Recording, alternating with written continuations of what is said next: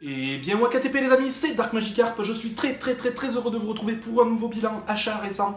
Voilà, pour rien vous cacher, c'est la deuxième fois que je tourne cette vidéo, puisque mon doigt a ripé sur le bouton d'enregistrement pour la première fois, donc ne m'en tenez pas rigueur si vous voyez que je suis un petit peu fatigué, et que je récite un petit peu mon charabia.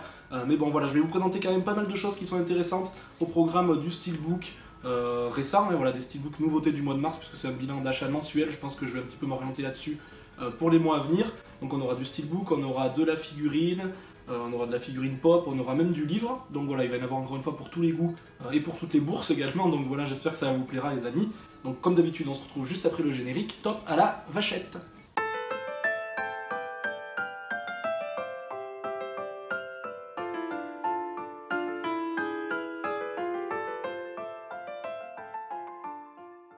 On commence sans plus attendre dans le monde des sorciers et avec un ouvrage, voilà, c'est le seul ouvrage qu'il va y avoir pour cette vidéo. Il s'agit d'un épisode, d'un tome de chez Gallimard Jeunesse, je pense que vous connaissez tous cette gamme de livres. Il s'agit du volume 2 de la magie du cinéma, dédié aux créatures fantastiques, aux créatures fascinantes même, ils ont mis là, juste là. Donc voilà, j'avais le tome 1, j'ai pris le tome 2, je pense que je m'arrêterai là. C'était juste parce que vraiment, ce livre sur le bestiaire me manquait beaucoup. Vous savez que je suis un fan d'animaux et du bestiaire, des animaux fantastiques et d'Harry Potter. Donc voilà, vous verrez dans le montage que là on a vraiment toutes les caractéristiques de chacune des bestioles, on va dire, qui fait l'univers de J.K. Rowling. Donc voilà, vous verrez, c'est assez sympa au niveau, on en apprend plus sur leur caractère, comment ils ont un petit peu pensé à ces bestioles au niveau design, au niveau caractère, de quels animaux réels ils se sont inspirés. Donc voilà, très instructif, très intéressant, très joli aussi pour prendre des photos.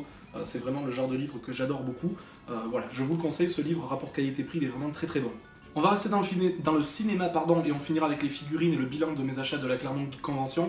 On va continuer avec les steelbooks, voilà, 2 steelbooks au programme de ce mois de mars. J'ai pas encore réussi à choper Bohemian Rhapsody, mais ça ne saurait tarder. Le premier, c'est bien évidemment un des chefs-d'œuvre de 2018 que je n'ai pas encore vu, et c'est un des derniers qui me manquait à voir avec Black Clansman et les Frères Sisters.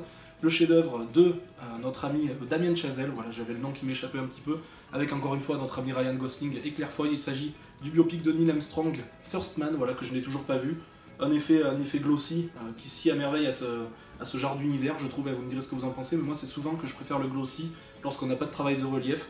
Voilà, un steelbook qui fait le taf, avec la version 4K, la version 3D, Blu-ray, enfin voilà, tout ce qu'il faut vraiment pour faire plaisir. Donc une belle édition qui va venir compléter la collection des nouveautés Steelbook 2019.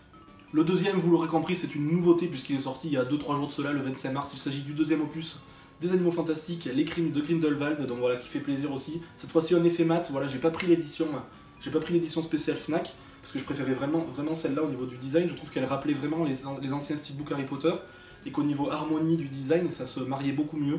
Bon voilà, peut-être que je choperai l'édition Fnac si jamais je tombe sur une belle affaire, mais voilà, je vais rester là-dessus pour l'instant. Cette fois-ci c'est un effet mat, voilà, je suis un petit peu moins fan. On a la baguette de Suro juste devant ici, et le sombral que j'aime beaucoup, juste à l'arrière, même s'il est un petit peu trop petit je trouve. Encore une fois, on a la version longue, la version 4K, la version Blu-ray 3D, donc une superbe édition quand même. Un petit peu cher ces éditions, mais je me devais de la prendre bien évidemment.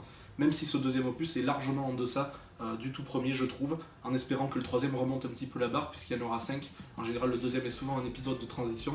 À voir, mais bon, très content de le rentrer dans la collection et le visionner un petit peu à tête reposée pour voir si mon opinion a changé dessus.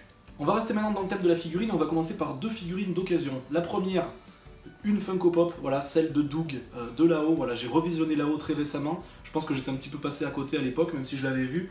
Et là, ça a été la révélation, et que ce soit d'un point de vue sentiment, d'un point de vue synopsis, d'un point de vue des idées, des graphismes. J'ai trouvé ça juste exceptionnel.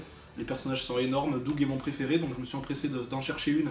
Et j'ai réussi à l'avoir à prix très raisonnable, puisqu'elle commence à se faire assez rare. Celle-ci elle est de moins en moins commune quand même. Donc content de l'avoir rentrée dans les figurines Funko Disney, que je prends vraiment au cas par cas maintenant, et plutôt au coup de cœur qu'autre chose. Elle viendra largement remplir son rôle. La deuxième figurine d'occasion que j'ai achetée est un petit peu spéciale, puisque c'est mon ami Didi Guerriero qui m'a fait un super prix sur une super pièce. Il s'agit de la figurine sous blister rigide de Maurice, voilà, du deuxième opus de la trilogie moderne de la planète des singes.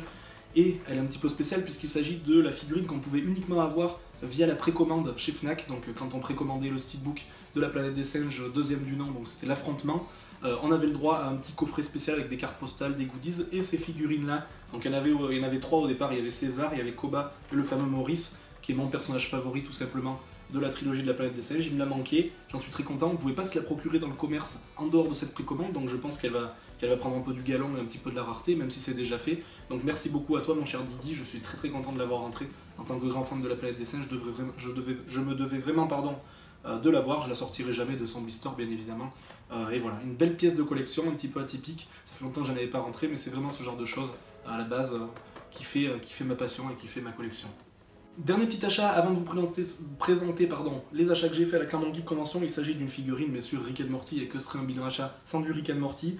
Et il s'agit d'un personnage que vous connaissez, je pense, pour les aficionados de Rick and Morty. Il s'agit de Rick Cornichon, voilà le fameux épisode Rick Cornichon qui est mon épisode favori de toutes les saisons confondues de Rick and Morty. D'ailleurs, si vous avez jamais vu Rick and Morty ou que vous êtes réfractaire, regardez vraiment au moins cet épisode. Je pense que sur un coup de bluff, ça peut vous faire aimer Rick and Morty. Et ça peut même vous faire devenir un grand fan de la série, tant il est intelligent cet épisode, il est fin, à niveau graphique il est super, il y a des super idées, il est hilarant, enfin voilà, il est en tout point parfait cet épisode, et je l'ai pris en version ras d'égout, et voilà, pour les connaisseurs, vous comprendrez de quoi il s'agit. J'en suis très content de cette figurine, une petite figurine articulée, de cette taille, j'en avais pas encore, pour le prix de 14,99 me semble-t-il, dans un espace culturel, donc voilà, très content. Mon étagère Rick and Morty est vraiment pleine, donc je vais devoir me calmer malheureusement et me restreindre, mais voilà, je suis très content de l'avoir celle-ci. On va rentrer dans les bilans achats de la Claremont Geek Convention et on va rester sur du Rick and Morty, que sera un bilan achat encore une fois avec sans un duo pack de Funko Vinyl, et j'en ai décoté un encore une fois avec notre ami Rick Sanchez dans sa version guerrier et le fameux Terry le Terrifiant, le personnage qu'on ne présente plus. Donc voilà, de plus en plus fan, vous savez que j'adore ces duo packs, je les trouve juste magnifiques. Paradoxalement, ils se vendent très peu, donc on réussit à les trouver à assez bon marché. En général, on peut en trouver en solde à 12 € pièce, enfin à 12 € le duo pack, donc ça fait 6 € la figurine, je les adore. Je trouve que le design va très bien avec l'univers Rick and Morty aussi, c'est ça qui fait son charme un petit peu. Et je pense que dans tous les bilans achats, maintenant, il y aura au moins un duo pack par mois, voire deux, parce que je les aime vraiment beaucoup et qu'on en trouve de plus en plus. Et que, bizarrement, malgré que ça se vende mal, je trouve qu'il en sort de plus en plus dans différentes thématiques, donc je pense que je vais m'y pencher un petit peu plus que sur les pop pour l'instant. Je sais pas ce que vous en pensez, vous, je sais que ça a très peu de succès, mais moi j'adore. Je garde la meilleure pièce pour la fin, et on finit avec l'antépénultième, non même pas l'antépénultième, l'avant-dernière pièce, voilà, j'ai voulu faire mon malin, mais ça allait pas du tout. On revient un petit peu dans le monde des sorciers, et je me suis pris une réplique, parce que je veux maintenant un petit peu étoffer mes accessoires, un petit peu mes goodies accessoires d'Harry Potter. Je vais arrêter un petit peu les figurines, enfin je vais continuer mais je vais ralentir, et je vais prendre un petit peu tous les accessoires, que ce soit baguettes, voilà, bonbons, voilà, tous les accessoires, parce que je trouve que c'est vraiment magnifique dans une collection, ça a vraiment un aspect vintage, kitsch, etc. Et je me suis pris la réplique de la fameuse Choco Grenouille que je ne présente plus, voilà la fameuse boîte de Choco Grenouille, un petit peu cher pour ce que c'est finalement, même si c'est joli dans une collection, c'est du simple plastique, voilà, je crois que ça coûte 15 ou 16 €. Voilà la vraie réplique de Choco Grenouille, je vous montrerai bien évidemment, avec une grenouille un petit peu gélatineuse, un petit peu, voilà, c'est un petit peu gluant, etc. Donc on dirait vraiment une vraie Choco Grenouille. Et la carte d'Albus Dumbledore, la carte à collectionner, comme dans le fameux film, dans le premier opus, et vous savez quand Ron ouvre ça dans le Poudlard Express, je ne vous le présente plus. Donc voilà, content d'avoir eu, même si j'aurais peut-être pu m'en passer quand même. Et enfin, je pense, la plus belle pièce de ce mois-ci, en tout cas coup de cœur, que j'ai trouvé à la Claremont Geek Convention pour même pas 20 €. J'en avais pas de figurine à l'effigie de Mickey, tout simplement parce que déjà j'aime pas le design de Mickey moderne, même celui un petit peu moins moderne, des années de 50 à 90. J'aime vraiment que le Disney des années 30-40. Et bon, vous savez qu'ils ont fait beaucoup de merchandising Disney en lien avec les 90 ans, voilà, et j'ai réussi à trouver cette magnifique figurine de Mickey des années 30, voilà, le fameux court-métrage où il est un petit peu dompteur, voilà, il travaille dans un cirque, voilà, dompteur de félins, il me semble, enfin vous me rectifierez, je ne sais plus exactement, mais je trouve absolument cette figurine absolument exceptionnelle. Voilà, je me répète, mais voilà, cet effet jauni, ces couleurs chatoyantes, ce design dans le plus pur style des années 30-40 avec les yeux d'époque. Elle vaut ce pesant de cacahuètes, elle est super bien finie en plus. Voilà, c'est une figurine exceptionnelle, rapport qualité-prix, je l'adore. Ça sera la seule, je pense, que je garderai dans ma collection. Je ne veux pas avoir 50 Mickey. J'en suis très content, elle suffit largement à mon bonheur. Vous me direz ce que vous en pensez. Et moi, c'est vraiment mon achat coup de cœur de ce bilan. Même si je dirais pas non, bien sûr, à des figurines de Plane Crazy, de Steamboat Willie, enfin, les tout premiers épisodes de Mickey. Mais voilà, très content de l'avoir acquis. Pardon, je me rectifie en direct parce que je sens que je vais me faire gronder, je vais me faire tirer les oreilles dans les commentaires. Et bien voilà les amis, j'en ai terminé avec cette vidéo, j'espère qu'elle vous aura plu. Encore une fois, j'ai fait au mieux. Dites-moi dans les commentaires si vous souhaitez des vidéos un petit peu plus longues, parce que c'est vrai que je m'attarde de moins en moins, j'ai l'impression, sur chaque objet. Voilà, j'ai l'impression que ça vous embête les vidéos plus longues, mais dites-moi si c'est pas le cas. Je m'attarderai un petit peu plus avec des anecdotes, etc. Parce que c'est vrai que là je me force beaucoup à rester simple et efficace. Dites-moi aussi quels objets vous avez préférés dans cette vidéo, et voilà, encore une fois, j'essaie de satisfaire un petit peu tout le monde, même si je fais pas spécialement en fonction de mes abonnés au niveau de mes achats. Voilà, j'espère que les steelbooks, les figurines vous auront plu.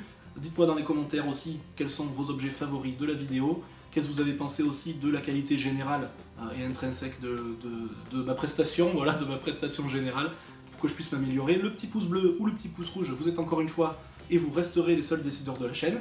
Quant à nous, on se retrouve très bientôt pour la critique de Dumbo. Enfin, il est sorti ce Dumbo. Il me tarde vraiment de vous donner mon avis, j'espère que ça vous plaira et j'espère que vous répondrez nombreux à l'appel. D'ici la prochaine vidéo, sortez couverts, portez-vous bien, et puis salut, salut!